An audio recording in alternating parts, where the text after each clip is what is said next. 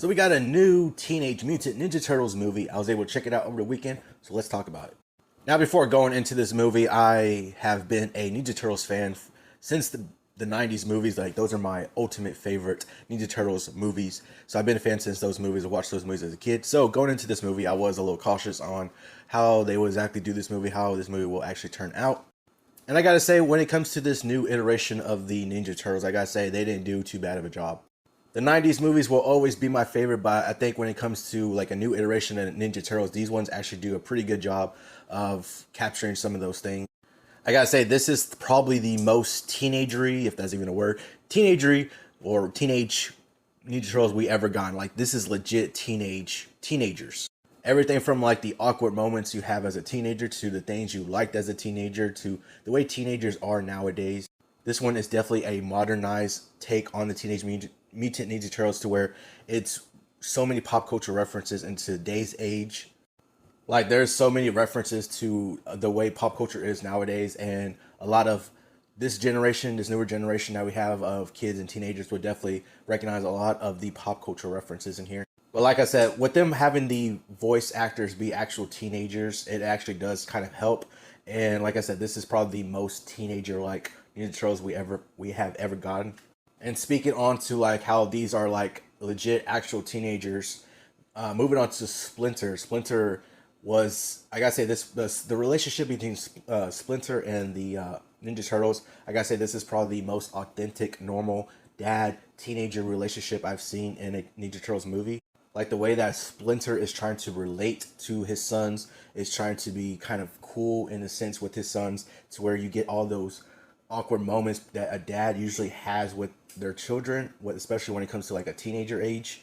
You get a lot of those moments in this movie where dad's just trying to be on a level of the teenagers, trying to relate to them, trying to be cool and hip, as they say, with them. And it just comes across as awkward. I gotta say, this is probably the most authentic, normal kind of dad teenager relationship I've seen in a in a Ninja Turtles movie.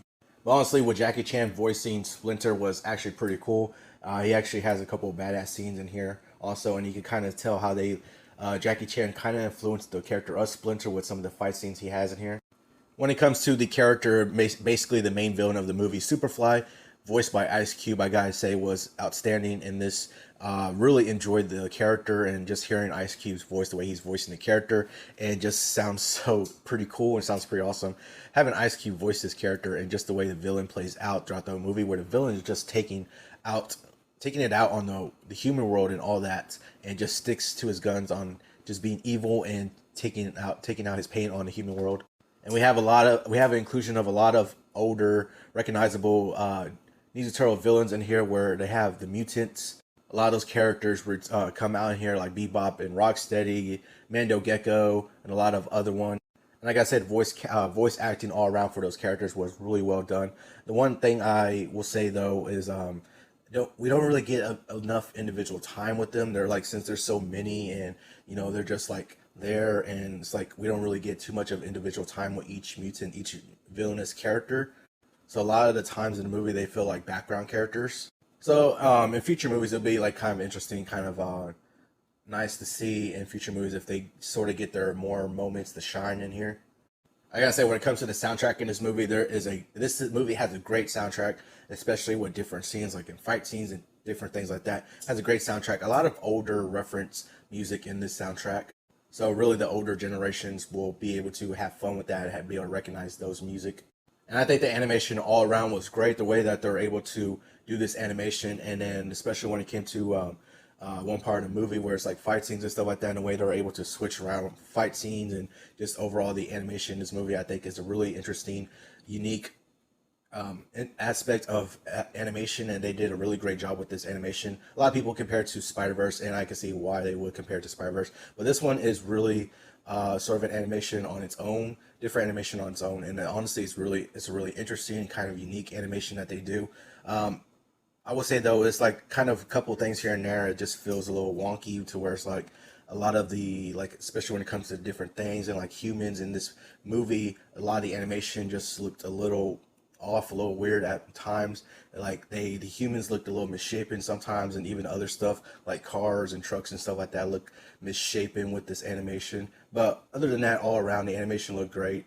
And I don't know if this could be just like a me thing, but like when it did like fast swipes or anything like that, like fast movements of certain parts in the movie through the animation, I don't know if it was just me or not, but like it was just like it was hard to focus on a single thing, and like it really did was hard to just focus with quick fast movement. But that could just be a me kind of thing. There is actually a mid credit scene. I'm not going to spoil it, but there is a mid credit scene, so watch out for that. But yeah, overall, I gotta say this was a fun film. It might not be a favorite of mine, but like, cause I'm still gonna stick to it to where the '90s movies are my favorite. But I can see how this one could be a new favorite for the newer generation. Maybe the older generation, if your movie favorite movies were the '90s ones, also maybe you could find some aspects of this that you might like. But I definitely think this is going to appeal more to the newer generation that we have of like kids and teenagers. Especially when I was watching this movie, there was a lot of kids in this movie, and they were just laughing and having a good time with this movie. So this one is definitely going to appeal to a newer generation. Honestly, they set up a couple interesting things that I will actually enjoy or like be interested in checking out in sequels. But when it comes down to it for personal preferences, of course, like I said, the '90s movies are always going to be my favorite. But after that, I think this one could definitely be in contention for one of the other better Ninja Turtles movies after the '90s ones. This movie was fun to watch and did have a lot of good things going for it. Like I say, like if you're a Ninja Turtle fan, I at least think this is worth a check out. If you happen to have kids and take them, I think this will definitely the kids will enjoy it. If nothing more, it will be at least a fun movie to check out and watch.